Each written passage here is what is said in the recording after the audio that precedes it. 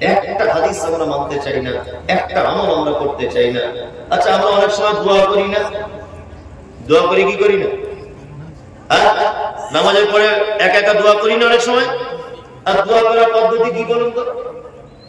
এর ভিতরে নবীর প্রেম দেখাবো আপনাকে। দোয়া করার পদ্ধতি কি জানেন? জানেন না তো? প্রথমে কি? রব্বানা আতিনা ফিদ দুনিয়া হাসানা ওয়া ফিল আখিরাতি হাসানা ওয়া কিনা আযাবান নার। তাহলে এটা হয়ে গেল? একদম। প্রথম দোয়া শুরু করতে হবে হামদ দিয়ে, প্রশংসা, আল্লাহর প্রশংসা। আলহামদুলিল্লাহি রাব্বিল আলামিন والصلاه والسلام على رسوله الامين। এইটা বলে দোয়া শুরু করতে হবে। দোয়া শুরু করতে হবে কি দিয়ে? রব্বানা দিয়ে না। দোয়া শুরু করতে হবে আল্লাহর কি? প্রশংসা দিয়ে, যে আল্লাহ সমস্ত প্রশংসা তোমার। দুই, তারপরে বলতে হবে সালাত ও সালাম, দুআ বর্ষণ হোক কার উপরে? মুহাম্মদ সাল্লাল্লাহু আলাইহি ওয়াসাল্লামের উপরে। আমরা অনেক সময় দোয়া করি, আমরা দোয়া করার পদ্ধতি জানি না। আমরা দোয়া করতে গেলে প্রথমে কি? রব্বানা আতিনা ফিদ দুনিয়া, একদম না। এটা দোয়া কবুল হওয়ার জন্য নয়, এবং এই দোয়া হাদিস কোরআন অনুযায়ী নয়। আপনাকে দোয়া যদি করতেই হয়, প্রথমে আপনি আল্লাহর হামদ ও সানা প্রথমেই বলবেন, আল্লাহ সমস্ত প্রশংসা তোমার, আলহামদুলিল্লাহি রাব্বিল আলামিন। তারপর আসসালাতু ওয়াসসালামু আলা নবিয়িল আমিন, শান্তি অবতীর্ণ হোক আমাদের নবী মুহাম্মদ সাল্লাল্লাহু আলাইহি ওয়াসাল্লামের উপর। তারপরে আপনি বলবেন রব্বানা আতিনা ফিদ দুনিয়া হাসানা ওয়া ফিল আখিরাতি হাসানা ওয়া কিনা আযাবান নার। তারপরে শুরু করবেন। এখানে একটা কথা বলে দিই, আপনার বড় বেটাটা হসপিটালে ভর্তি রয়েছে, ডাক্তার বলছে মারা যাবে, আর মাত্র 2-4 ঘন্টা বেঁচে থাকতে পারে। এই সময় যদি আপনি আল্লাহর দরবারে হাত দুটো তুলে যদি বলেন, আল্লাহ গো প্রশংসা সব তোমার, আর তোমার নবী মুহাম্মদ সাল্লাল্লাহু আলাইহি ওয়াসাল্লামের উপরে শান্তি বর্ষণ হোক। তারপরে আপনি বলুন, আল্লাহ আমার বেটাটা মালদার হাসপাতালে ভর্তি আছে, তুমি আমার বেটাকে সুস্থ করে দাও। তাই বলুন তো দেখি, অসুস্থ বেটা আপনার পরিচয় সন্তান, তার জন্য আগে দোয়া চাইলেন না তার আগে নবীজির জন্য আগে দোয়া চাইলেন? কোনটা?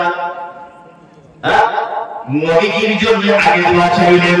মুহাম্মদ সাল্লাল্লাহু আলাইহি ওয়াসাল্লাম তিনি বলেছেন কি, লা ইউমিনু আহাদুকুম হাত্তা ইয়াকুনা আহাব্বা ইলাইহি মিন ওয়ালিদিহি ওয়া ওয়ালাদিহি ওয়ান নাসি আজমাইন। তোমার ঈমান অতদিন পর্যন্ত পরিপূর্ণতা লাভ করবে না যতদিন না পর্যন্ত তোমার বেটা, তোমার বেটি, তোমার আত্মীয়-স্বজন, তোমার সারা পৃথিবীর যত মহব্বতের জিনিস রয়েছে সবার থেকে আমি নবী, আমাকে যতক্ষণ না তোমরা ভালোবাসতে না পারবে, তোমাদের ঈমানের পরিপূর্ণতা আসবে না। ঈমানের কি পরিপূর্ণতা আসবে না? তার মানে বোঝা যাচ্ছে আপনার বেটা অসুস্থ। অসুস্থ বেটার জন্য দোয়া করার আগেও আপনাকে বলে নিতে হবে আল্লাহ প্রশংসা সব তোমার, দরুদ ও সালাম বর্ষিত হোক তোমার নবী মুহাম্মদ সাল্লাল্লাহু আলাইহি ওয়াসাল্লামের উপরে। তারপরে আপনি বলুন, আল্লাহ আমার ছেলে ক্যান্সার রোগে আক্রান্ত, তুমি তাকে ভালো করে দাও। তাহলে বেটার থেকে মহব্বত নবীর প্রতি বেশি হলো না কম হলো? বেশি হলো। তার মানে আপনি একজন পরিপূর্ণ ঈমানের অবস্থাতে আপনি দোয়া চাইলেন। এই ব্যাপারগুলো একটু বুঝতে হবে। কি বললাম বুঝতে পারছেন? যে কোনো ছোটখাটো জিনিস আমাদেরকে কি করতে হবে? একটু বুঝে নিতে হবে। আর একটা কথা বলি, সারা পৃথিবীতে অনেক ভালোবাসার মানুষ আছে, আছে না? আচ্ছা বলুন তো, মানুষ হিসাবে সব থেকে আমরা ভালোবাসি কাকে? কে পৃথিবীতে সব থেকে ভালোবাসার মানুষকে? আপনারা আমার ভাষা বুঝতে পারছেন? কে? মা। তারপর আব্বা। তারপর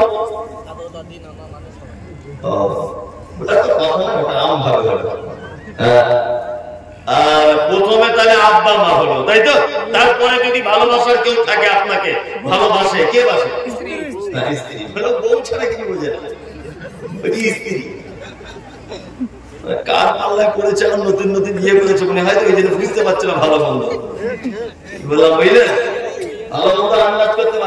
ভাবছে মনে হয় এছাড়া ভালোবাসার কেউ নাই, তাই না?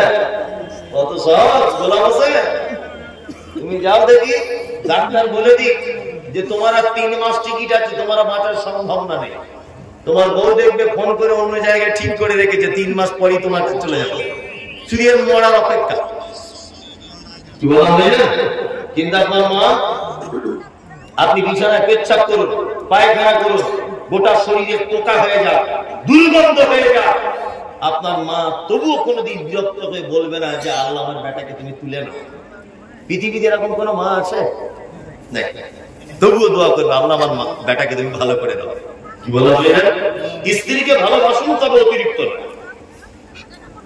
অতিরিক্ত বাসুন, তবে তার কোয়ালিটি মেইনটেইন করতে হবে। কোয়ালিটি আমি একটা করে বলছি, দেখুন আল্লাহ পৃথিবীতে ভালোবাসার একটা স্তর, একটি সিস্টেম, একটি রুলস এবং একটি গণনা করে দিয়েছে।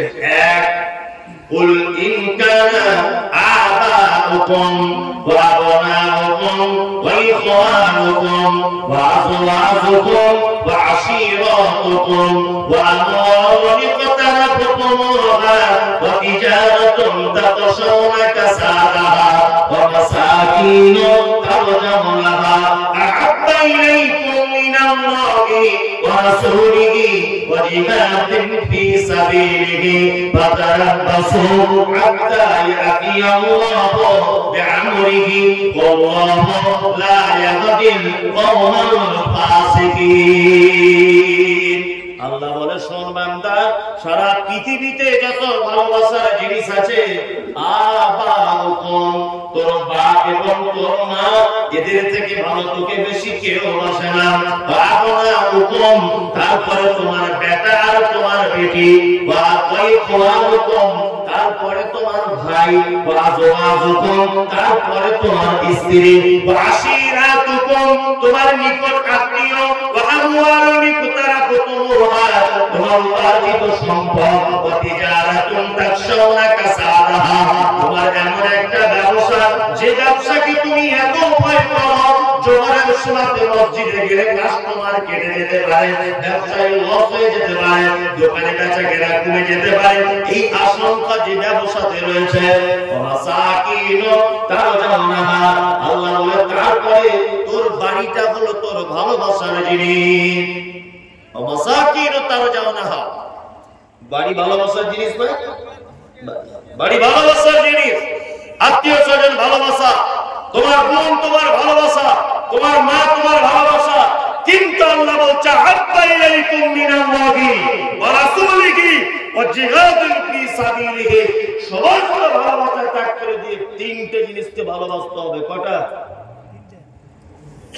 এক, হাব্বা ইলাইকুম মিনাল্লাহি, ভালোবাসতে হবে আল্লাহকে, ওয়া রাসূলিহি, আর রাসূলকে। আচ্ছা, স্ত্রীর থেকে আর নবীকে বেশি ভালোবাসা যাবে? কোন বক্তা এলো রে, বইয়ের থেকে আর নবীকে বেশি ভালোবাসতে বলছে? আমরা পবিত্র আল কোরআনে একটি সূরা সর্বক্ষণ সালাতে তেলাওয়াত করি। কি বলুন তো দেখি, তেলাওয়াত করি। ইয়াকা না'বুদু ওয়া ইয়াকা নাস্তাঈন, আল্লাহ তুমি আমাদেরকে সহজ সরল পথ দেখাও। সিরাতাল্লাযীনা আন'আমতা আলাইহিম, আল্লাহ তুমি তাদের পথ আমাদেরকে দেখাও যাদেরকে তুমি ইনাম দিয়েছো, যাদেরকে তুমি পুরস্কারিত করেছো, যাদেরকে তুমি প্রাইজ দিয়েছো। আল্লাহ তুমি তাদের পথ আমাদেরকে দেখাও। এই কথা বলি না? ইয়াকা না'বুদু ওয়া ইয়াকা নাস্তাঈন ইহদিনাস সিরাতাল মুস্তাকিম সিরাতাল লাযিনা আন'আমতা আলাইহিম, এটা বলি কি বলি না? বলি। কাদের পথ আমরা চাই? আল্লাহ যাদেরকে পুরস্কারিত করেছে, তাই না? যারা কল্যাণের পথে, আল্লাহ তুমি তাদের পথের প্রতীক করো আমাদেরকে। এটা বলি কি বলি না? বলি। এইবার একটা কথা আপনাদেরকে বলি, আচ্ছা সারা জীবন দোয়া করে তাদের কাতারে দাঁড়ানো যাবে? হ্যাঁ না তাদের মতো হতে হবে? কোনটা? হ্যাঁ, তাদের মতো কি হতে হবে? একটা খুব চমৎকার হাদিস আপনাকে সামনে বর্ণনা করছি, দেখুন কেমন আপনার লাগে। এক, নবীর প্রতি ভালোবাসা আর জিহাদ আল্লাহকে ভালোবাসা, জিহাদকে ভালোবাসা, তিনটা একত্রিত করে আপনাকে আমি বোঝানোর চেষ্টা করছি। ঠিক আসরের সময় আল্লাহ নবী সাল্লাল্লাহু আলাইহি ওয়াসাল্লাম একজন সাহাবী বিবাহ পড়ালেন। ভালো করে বুঝবেন, বিবাহ পড়ালেন, তার নাম হচ্ছে হানজালা। কি নাম? হানজালা। বিবাহ পড়িয়ে আল্লাহ রাসূল নিজে খুশি হয়ে কিছু খাজির পর্যন্ত সাহাবীদের মাঝখানে নিবন্ধন করলেন। হানজালা শুয়ে আছে, কত চমৎকার হাদিস। এই দেখুন, হানজালা শুয়ে আছে স্ত্রীকে নিয়ে, গভীর রাত্রিতে যুদ্ধের তামামা বেজেছে। হানজালা বিছানা থেকে, নতুন স্ত্রী, প্রথম রাত্রিতে স্ত্রীকে ফেলে দিয়ে চলে গেলেন যুদ্ধের ময়দানে ওহুদে। কোথায়? ওহুদে। ওহুদে কতজন শহীদ হয়েছেন? 70 জন শহীদ হয়েছেন। আল্লাহ নবী সাল্লাল্লাহু আলাইহি ওয়াসাল্লাম সাহাবীদের লাশগুলোকে এক জায়গায় করছেন, এক জায়গায় করতে করতে 68টা লাশ পাওয়া গেছে, দুটো লাশ পাওয়া যাচ্ছে না। কটা? দুটো লাশ পাওয়া যাচ্ছে না। দুজনকে, এক হচ্ছে আল্লাহ নবীর সাহাবী হানজালা, 2 নম্বরকে আল্লাহ রাসূলের চাচা, নাম তার হামজা রাদিয়াল্লাহু তাআলা আনহু। এই দুইজনের লাশ খুঁজে পাওয়া যাচ্ছে না। আল্লাহ রাসূল সাহাবীদেরকে বললেন, যাও গিয়ে দেখো, লাশগুলোকে খোঁজো। খুঁজতে গেছেন, এই মুহূর্তে একজন পর্দানাসীন মহিলা যুদ্ধের ময়দানে ওহুদের মাঠে চলে এসেছেন। এসে আল্লাহর নবীকে বলছেন, আল্লাহর নবী, আপনি আমাকে চিনতে পারছেন? আল্লাহ রাসূল বলছেন, না, তোমাকে চিনতে পারছি না, তুমি কে? তখন মহিলাটা তার হাতটা বার করে দিয়ে বলছেন, আল্লাহ রাসূল, এই যে আমার হাতে মেহেন্দি লাগানো, এই মেহেন্দিটা গতকাল বিকাল বেলাতে আপনি যে সাহাবী বিবাহ করিয়েছিলেন, তার নাম হানজালা, আমি সেই হানজালার স্ত্রী। আমি হানজালার স্ত্রী, তার প্রমাণ এই দেখুন, মেহেন্দি এখনো কাঁচা রয়েছে, মেহেন্দি এখনো পর্যন্ত শুকিয়ে যায়নি। আল্লাহু আকবার। আল্লাহ রাসূল তখন বলছেন, আচ্ছা আচ্ছা, তাই? বলছে, হ্যাঁ। মহিলা সাহাবী বলছেন, আল্লাহ রাসূল, আপনাকে আমি একটা কথা জানাতে এসেছি। সেটা হচ্ছে এই যে আমি প্রথম রাত্রি, এই ভাই, এই তুমি এসে গল্প করতে লেগে গেলে, তুমি এদিকে ফিরে বসো।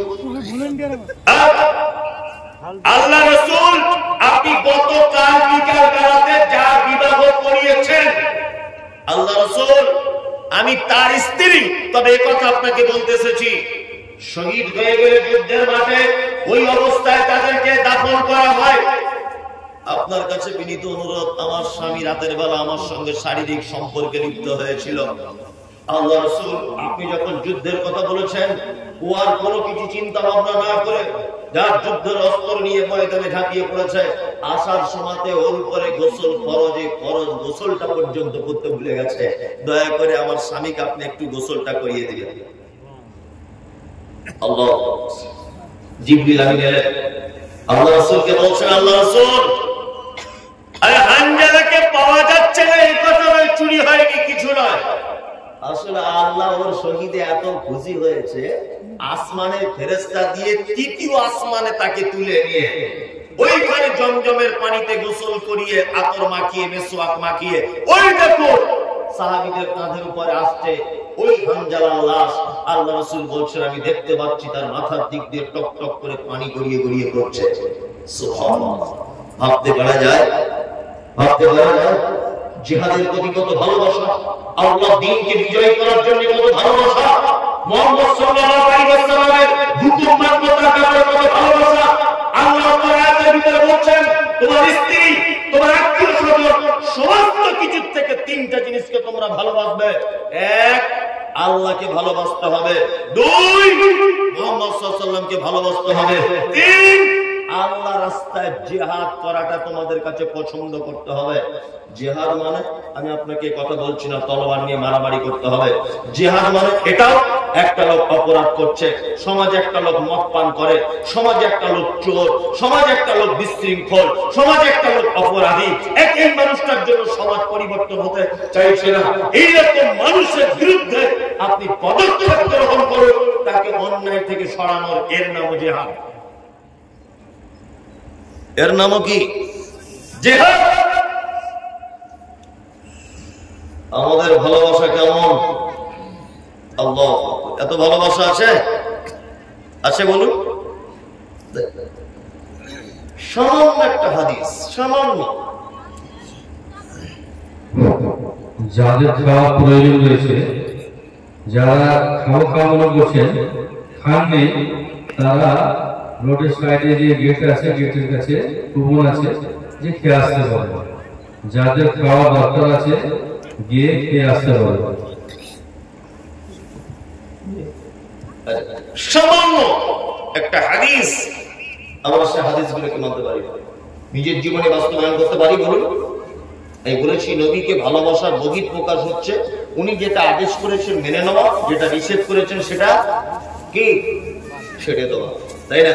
তো নবীজি আদেশ করেছেন এরকম কিছু কথা বলবো, আর নবীজি নিষেধ করেছেন এরকম কিছু একটা হাদিস বলি, তাহলে ইনশাআল্লাহ আমরা দুটো হাদিস মেনে নেব ইনশাআল্লাহ।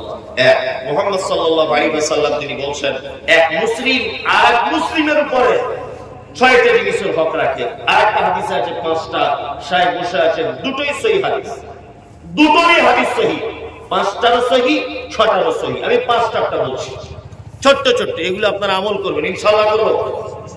এক, রাব্বুস সালাম, কারোর সঙ্গে দেখা হলে কি বলতে হবে?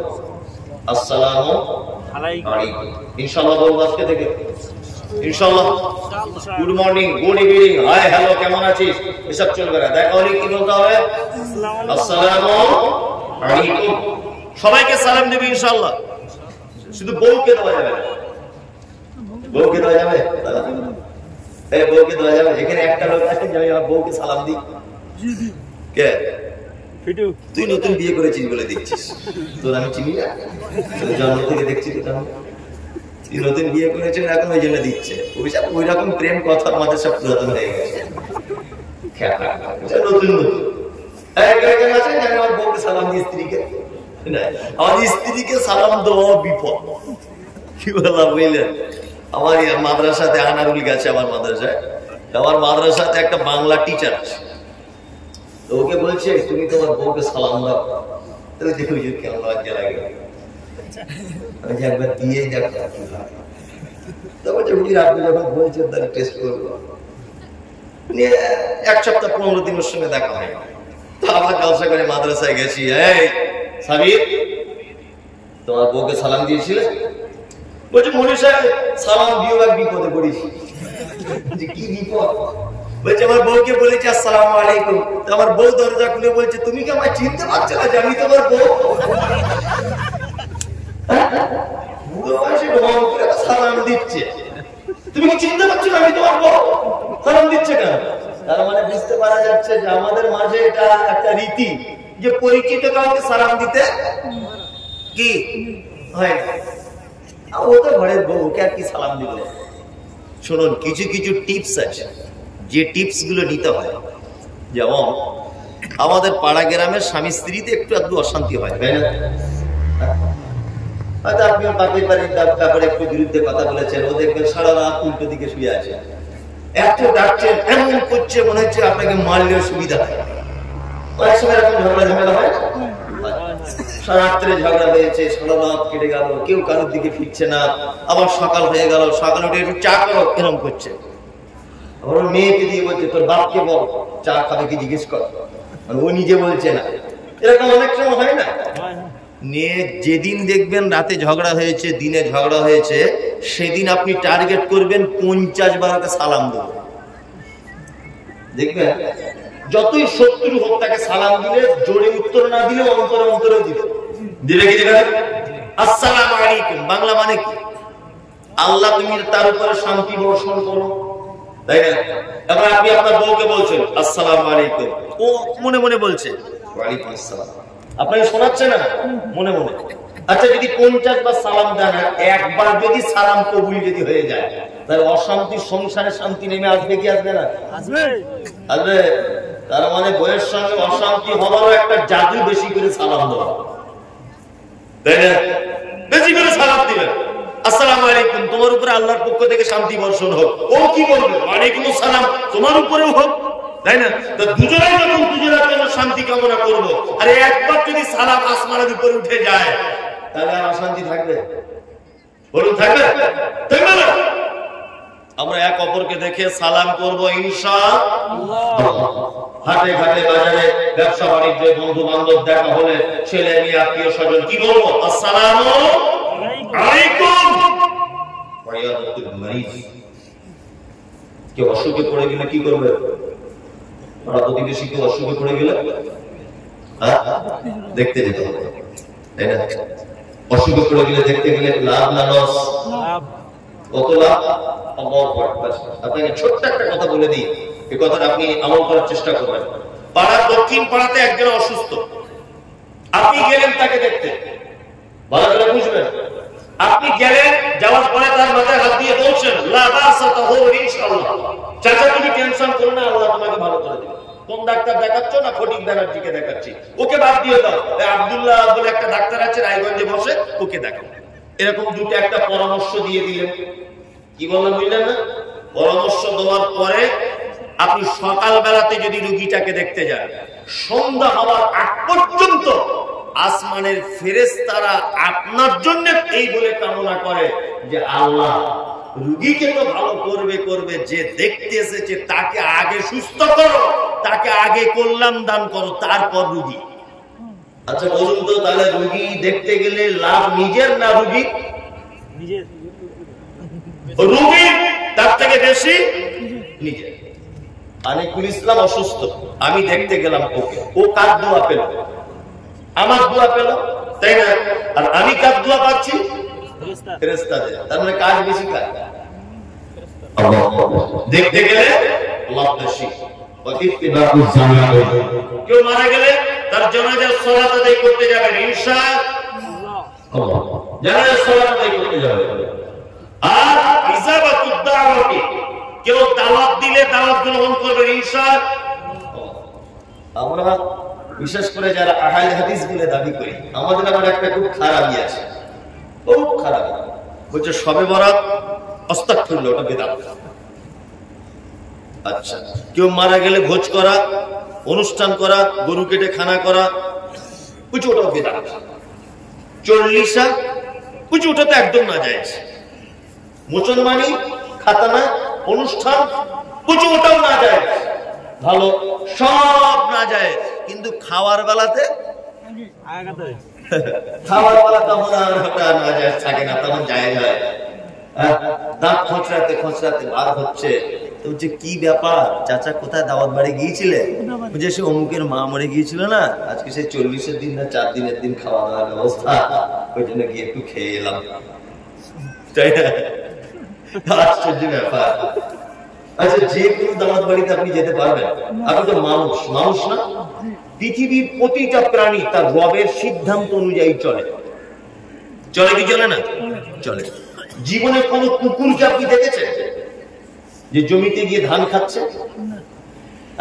ও খিদা বেশি লেগে গেলে বাচ্চা ছেলের পায়খানা চেটে খায়, তবুও কোনোদিন আপনার ধানের জমিতে গিয়ে ধান খায় না, সবজির জমিতে সবজি খায় না। খায় একটা গরু খেতে যদি না পায়, শুকনো এই খেরগুলো খাবে, তবুও কোনোদিন আপনার বাড়িতে গোস্ত রান্না আছে হাঁড়ির ভিতরে গিয়ে কোনোদিন খেয়ে নেবে না।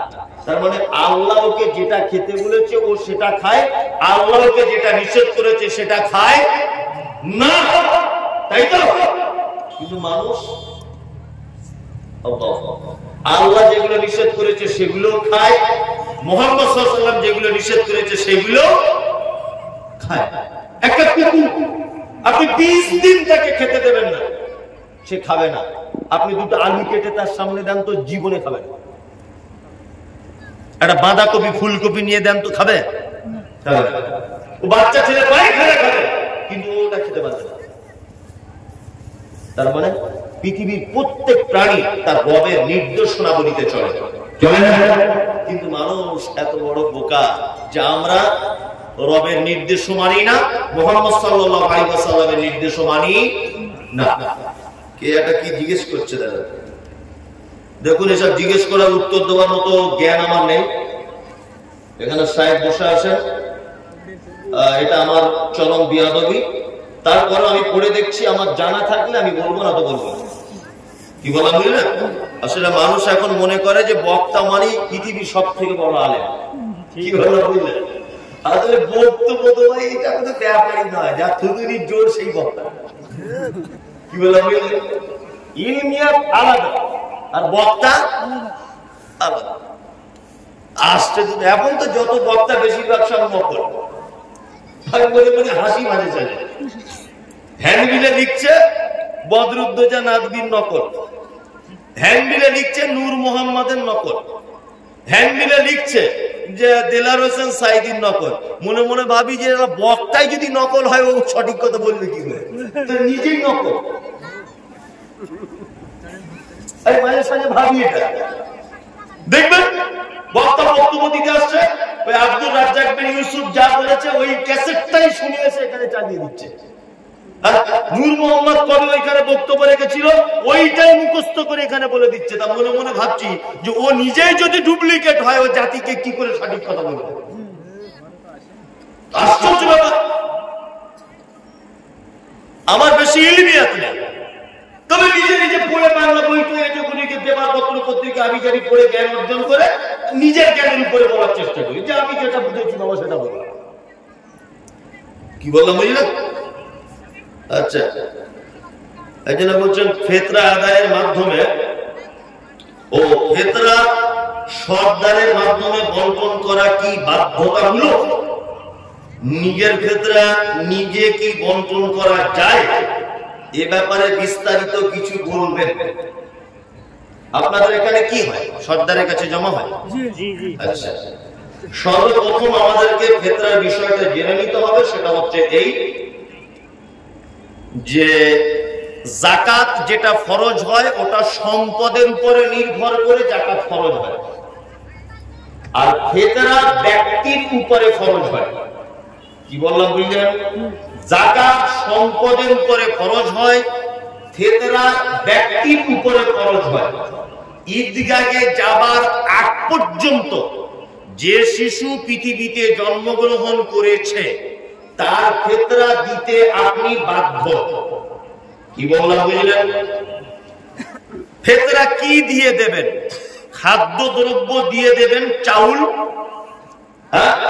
যেটা আপনার প্রধান খাদ্য, আপনি সেই খাদ্য দিয়ে ফিতরা দিবেন। এ কথাই চূড়ান্ত। ফিতরা নিজে দেবেন না সর্দারের কাছে জমা করবেন?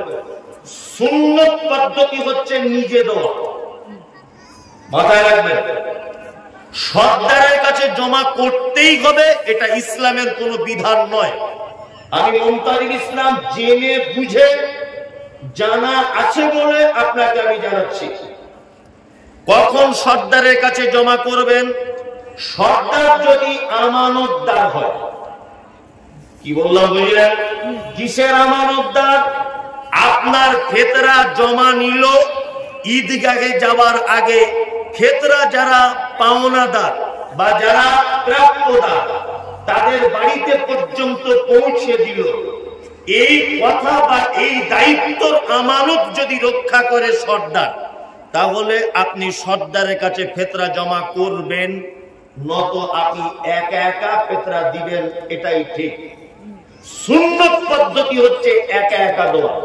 এইবার আপনারা যদি মনে করেন একটা মানুষ একটু বেশি করে পাবে সর্দারের কাছে জমা করলে, এই রকম দিকটা যদি আপনি ভাবেন, সর্দারের কাছে আপনি দিতে পারেন, তবে সর্দার আমানতদার কি না এটা আপনাকে দেখতে হবে।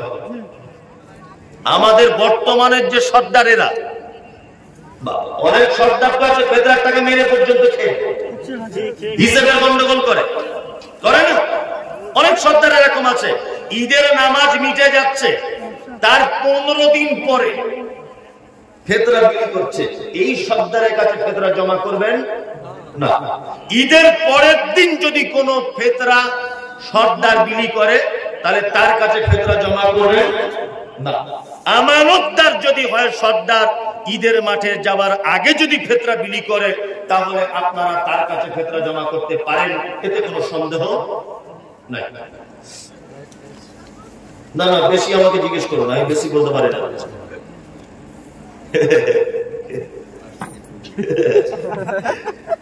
আসসালামু আলাইকুম ওয়া রাহমাতুল্লাহি ওয়া বারাকাতুহু। মসজিদে যে টুপি রাখা হয় প্লাস্টিকের, সেই টুপি পরে নামাজ পড়লে নামাজ হবে কি?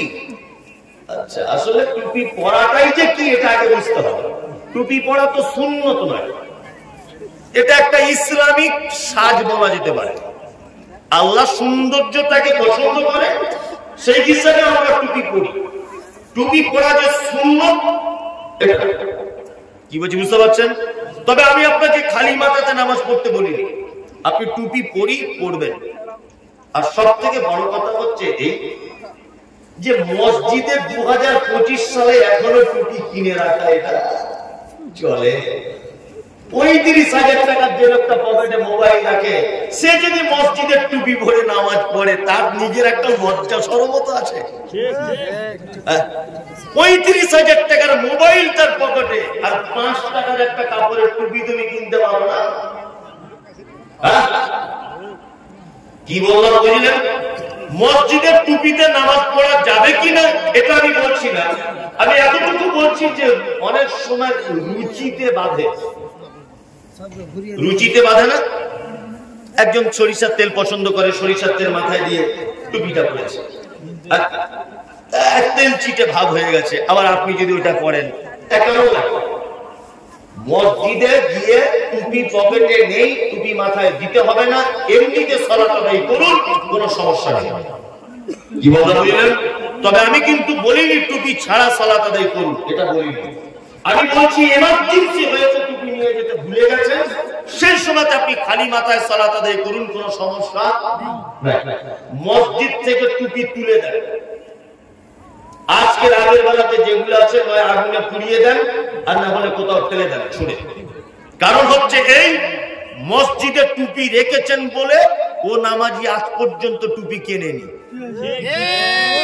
কি বলছি বুঝতে পারছেন? তুই 35,000 টাকার মোবাইল, শীতকালে তোমার মোজার দাম 350 টাকা, তোমার জুতোর দাম 500 টাকা, তোমার হাতের ঘড়ি টাইটান 2,500 টাকা, আর তোমার 2 টাকা দামের একটা টুপি কাপড় কিনতে পাওয়া যায় না। ওই জন্য বলছি টুপি মসজিদ থেকে যা আছে আজকে গুটিয়ে কোন জায়গায় ফেলে দেন। ফেলে দেন বলতে একটা অন্য জায়গাতে রেখে দেন আপনি।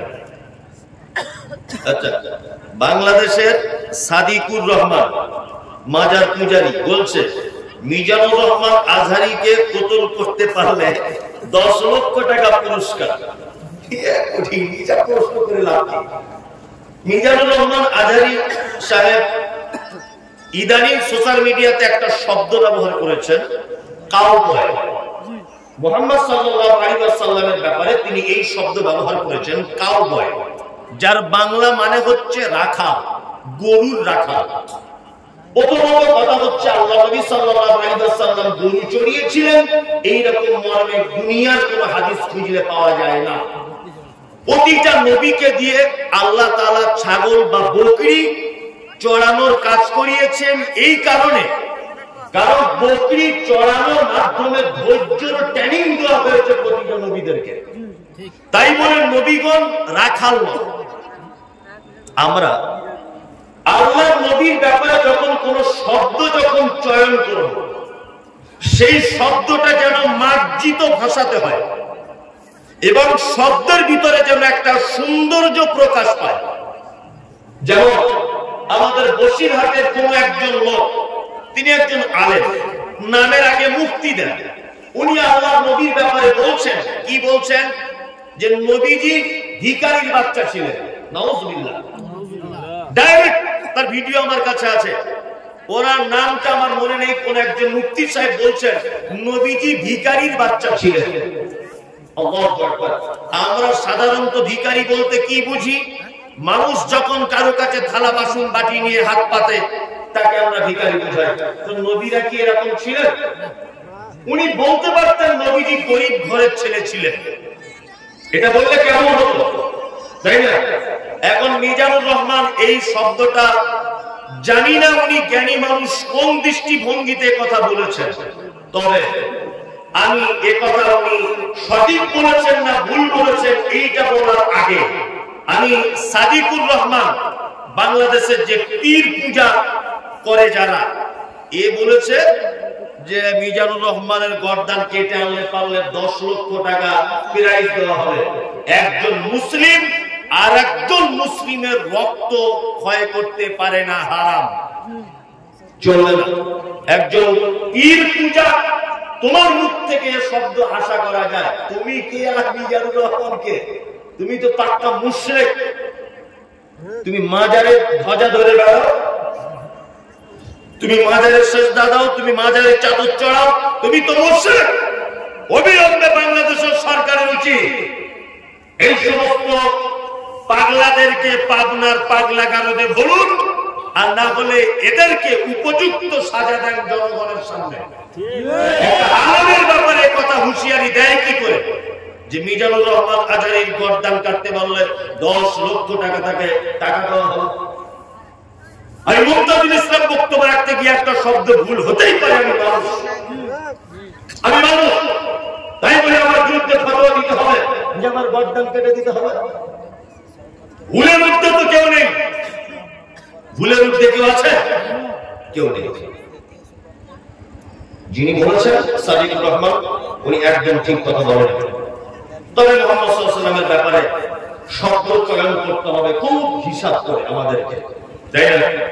আচ্ছা, আরেকজন লিখেছেন তার নিচে যে মহিলারা স্বামী মারা গেলে এই যে নাকের ফুল, এইগুলো, কানের দুল, এইগুলো খুলে ফেলতে হবে কিনা।